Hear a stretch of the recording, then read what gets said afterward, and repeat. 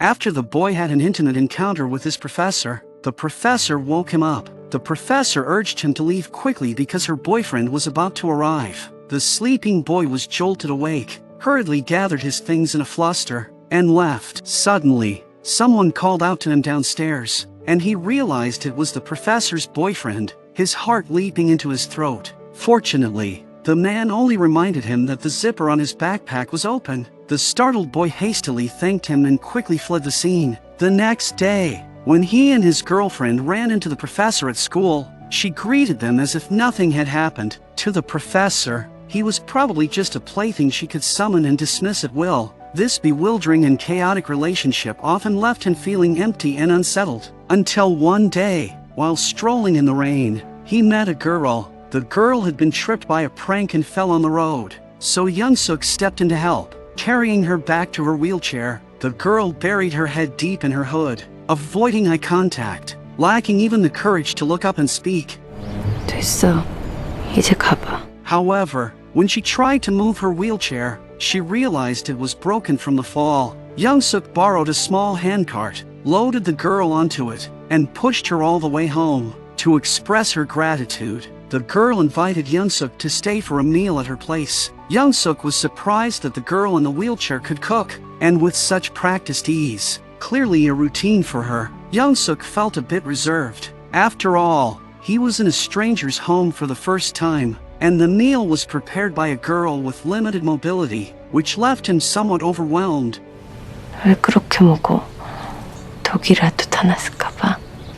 After speaking, the girl left the room, giving Young-suk some space to be alone. Eventually, Young-suk let go of his reservations and began eating heartily. This unique first meeting destined them for an extraordinary story together. A few days later, Young-suk spotted the girl's grandmother collecting recyclables at a coffee shop. Tidying up an old cabinet on the street corner, he helped carry the heavy cabinet and brought it back to their home for the grandmother. Young-suk is truly helpful and kind-hearted, but his real desire to see the girl is even stronger. While the girl was cooking, Young-suk noticed a photo on the wall, which was of her father. Only then did he learn that the girl was born in Budapest and is of mixed heritage. This girl gave him a mysterious and special feeling, making him always unable to resist wanting to get close to her and enter her world. During the meal, the girl secretly watched Young-suk as he ate heartily. Due to her physical disability, this was the first time she had such contact with the opposite sex. For her, this feeling was also very special. During the Mid-Autumn Festival, the shop where Young-suk worked part-time gave him 2 gift boxes, containing luncheon meat and seaweed.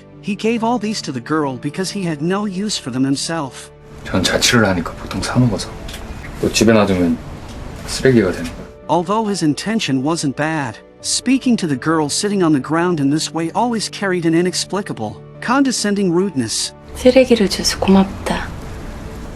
아니, 요리 잘하는 사람한테 필요할 것 같아가지고. The girl again invited Young-suk to stay for a meal at home, and this time Young-suk proactively helped with the preparation. He personally fed the girl, an act that was very intimate, but the girl did not resist or refuse. It wasn't until today, during his 3rd meeting with the girl, that Young-suk learned her name. 조제. 에? 조제라고. For Josee, some changes had occurred in her world. Young-suk's intrusion was like a bird skimming over a stagnant lake, stirring ripples in her heart. Ever since she was abandoned by her parents as a child, her world instantly fell into endless darkness. She longed for all passionate and beautiful things, but had long lost the ability and courage to pursue and touch them, so much so that when she first met Young-suk, she shrank into her clothes, not daring to look him in the eye. Young-suk noticed that Jose's home only had an old-fashioned telephone and an old TV, and he couldn't imagine how lonely it must be for Josee, with her limited mobility, to be alone at home. So during her lonely times, she learned to drink, especially favoring whiskey. Among the various empty liquor bottles her grandmother collected, she only needed one look to tell which bottle came from Speyside, the holy land of whiskey in northern Scotland. With a light sniff, she could tell that the whiskey was a limited edition, but unfortunately, it had been completely drunk, with none left. 조금이라도 남겨보지. 싹 다 마셨네, 개새끼들. 아니 두신 분들이 무슨 줄 알고. In her secret world, besides the various collected liquor bottles, the old books her grandmother collected were also her precious treasures. In the sea of books, she communicated with masters and empathized with various characters, which made her real world less barren. 사람들이 버린 쓰레기 책들이 나한테는 용도가 있는 거지. 네가 나한테 버린 스팸처럼. Josee had read a book she really liked, but only had the first volume. Actually, on the day they first met, when Josee's wheelchair broke, she had been out searching for the second volume of this book, but unfortunately, she didn't find it. Young-suk ran to various libraries and bookstores, tirelessly searching through all the shelves, and finally found the second volume for Josee. Their relationship became increasingly subtle. Young-suk would often stay to eat at Josee's place, and Josee's world seemed to brighten up. Even the broken hole in the wall appeared to be surrounded by blooming flowers. Josee asked Young-suk to take her to a repair shop to meet her stepbrother. She seemed quite concerned about her brother, while the brother was somewhat impatient. 엄마한테 말버릇하고는 좋은 거 챙겨 먹으라는데 뒤질래? 네가 왜 내 엄마냐? 언제 집에 들러 밥 먹고 가. On the way back, Young-suk wondered why Josee called herself mom. 왜 엄마가 된 거예요? 엄마의 외가 왜 필요해. 엄만 그냥 엄만 거지. Josee said that actually, her younger brother was also a poor orphan. When he was just a baby, he was abandoned by his mother at the police station entrance and was taken in and adopted by Josee's father. At that time, Josee said she wanted to be his mother, and this father of hers was not her biological father from Budapest. However, this father, who was a police detective, sacrificed his life in the line of duty, and she became an orphan again. Young-suk didn't say anything more and instead started talking about the scenery before them. On the serene and peaceful tree-lined boulevard in late autumn, the richly colored red leaves were falling profusely. However, in Josee's eyes, although the scenery was beautiful, it was dying as it withered away. 나뭇잎들이 죽는다. 예쁘게. 조용하게.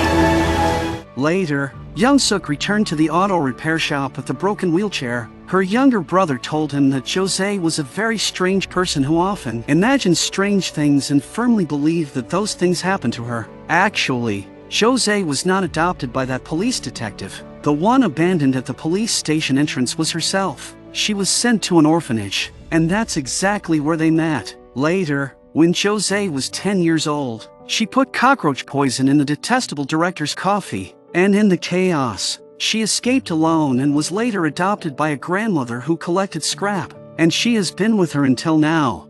지가 사람을 죽인 줄 알고 평생을 숨어 지냈더라고. 병신 같은 게.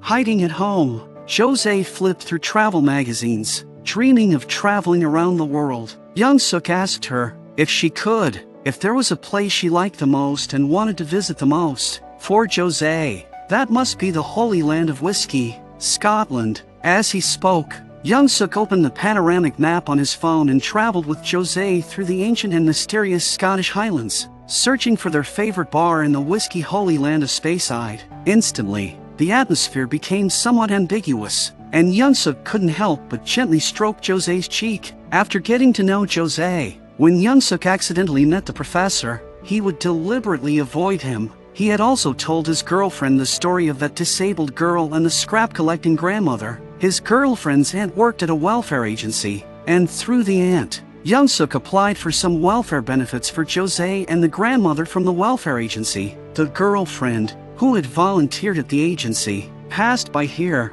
and when she came to see Young-suk, she happened to see the disabled girl that Young-suk had told her about. However, what she saw was different from what Young-suk had described. She didn't expect that girl to be so young and beautiful. Although nothing was explicitly said, she naturally felt resentful. But when Young-suk went back, he was shut up by Josee. She understood the situation clearly at a glance. She shouldn't have gotten involved with Young-suk in the first place, so it was better to stop here and never see each other again. 이제 오지 않는 게 좋겠다. 불편해. 쉬고 있어. 다시 올게요. 부탁이야. 오지 말아줘. During the time when he hadn't met Josee, many things happened. It is said that graduation season is breakup season, so when his girlfriend broke up with him, he wasn't very surprised. As it was expected all along, the internship job he was about to sign for was also deliberately ruined by the female professor. On an early winter morning, Young-suk accidentally met a staff member from the welfare agency, and only then did he learn that Jose's grandmother had passed away last month. In the evening, he still decided to go find Josee. The first snow of this year seemed to come earlier, and this winter was exceptionally cold. After a long time apart, their meeting was very calm, and they exchanged pleasantries about each other's recent situations. Young-suk's words, both explicitly and implicitly, revealed his concern for Josee. The weather is getting cold. It's time to patch up the hole in the window corner, and the broken door handle should be replaced. However, this was misinterpreted by the sensitive Josee as sympathy and pity. 니깎게 나를 왜 동정해? 아니 그게 무슨...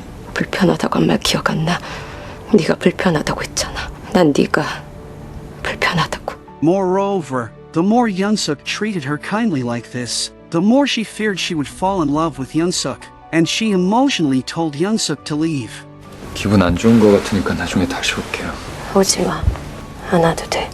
The snow was still falling, and Young-suk walked through the snow, looking back every few steps. His reluctance to part finally received a response, as Josee ultimately rushed out recklessly. She was sobbing uncontrollably, and although she didn't speak, the tear stains on her haggard face already revealed her heart. Young-suk slowly walked up to Josee and gently grasped her cold hand. 가지 마. 부탁할게. 옆에 있어줘. 계속 그렇게 있어줘. 부탁할게. 그렇게 할 거예요. 계속 옆에 있을게. The shell of pretense that Josee had forcibly maintained was actually extremely fragile. She finally followed her heart, having to admit that she truly liked Young-suk and needed him even more. The snow fell silently, yet quietly told a warm and healing story. Josee confessed that she really liked this feeling of intimate contact with Young-suk. 이렇게 너랑 살을 대고 있으니까 행복해. She hoped Young-suk would stay here tonight, and every day after that. 여기만 있으면 굶어 죽어. 나가서 일을 해야지. Afterward, Young-suk simply moved in to live with Josee, both saving on rent and being able to take care of Josee. He installed a new television for Josee. The news reported on the weather, announcing that a cold wave was sweeping in. Just as Josee was about to close the window, she unintentionally saw that tiger in the yard again. She was captivated until Young-suk called her back to reality. She told Young-suk she had seen a tiger. In the yard, how could there possibly be a tiger? That fierce tiger existed deep within Jose's heart, born from the prejudice and pressure coming from all around her, and from her worries and anxieties about the uncertain future. She said that if one day the tiger really jumped over the wall and pounced on her, she wouldn't be afraid, because Young-suk was there. Young-suk admitted he wasn't confident about defeating the tiger, but he would let the tiger eat him first, allowing Josee to run away quickly. He had that determination and courage, at least for now. The weather had been very nice these past couple of days, and they enjoyed this peace and tranquility. However, such good weather was becoming rare. One day, Josee handed Young-suk a pregnancy test. Although she wasn't pregnant, it gave Young-suk a starkly realistic reminder.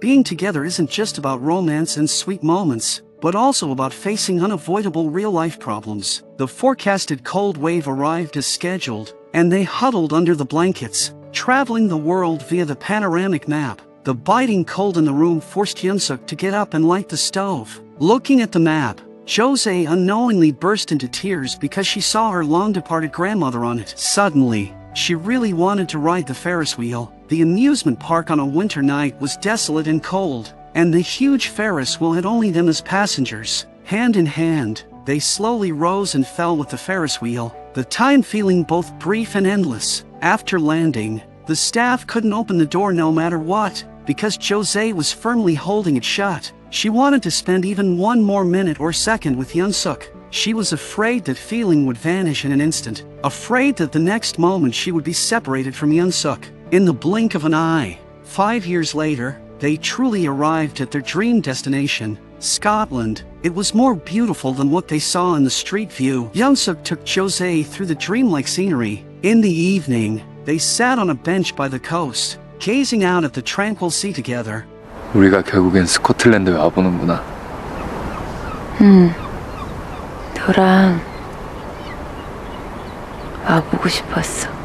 However, this was just a dream after all. There was no Scotland, no whiskey, no sea, and no Young-suk. Their love died in the aquarium 5 years ago. As Josee watched the fish swimming around, it suddenly occurred to her that in the world of fish, perhaps we are the ones who are trapped.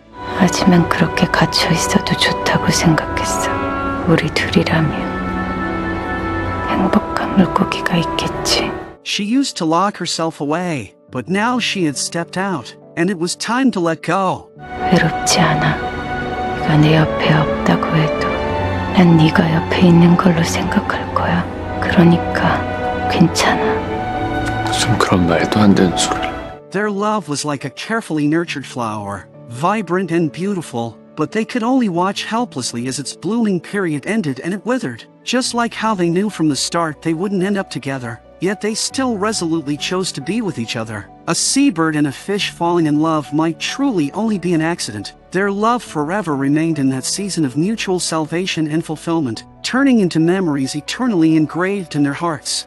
꽃들이 죽는다. The beginning and end of a beautiful love, as Josee said, are like flowers and leaves dying beautifully and quietly, only to be reborn in another time and space the following year. The film is titled Josee, The Tiger and the Fish. The tiger symbolizes Josee's fear of the outside world and is a concrete representation of her inner obstacles. Facing the tiger requires courage, and this courage comes from love. When Josee was finally able to confront her inner fears, she also completed her personal growth and transformation. The fish is perhaps the most complex image here. It represents both Josee's perception of herself, a fish swimming from the dark deep sea, toward the bright shallows, and hints at the interdependent symbiotic relationship between people. The plural form fish might precisely suggest this kind of symbiotic relationship. No one is an island. Everyone needs to find their place through connections with others. Redemption has always been mutual. Josee was physically limited but spiritually free,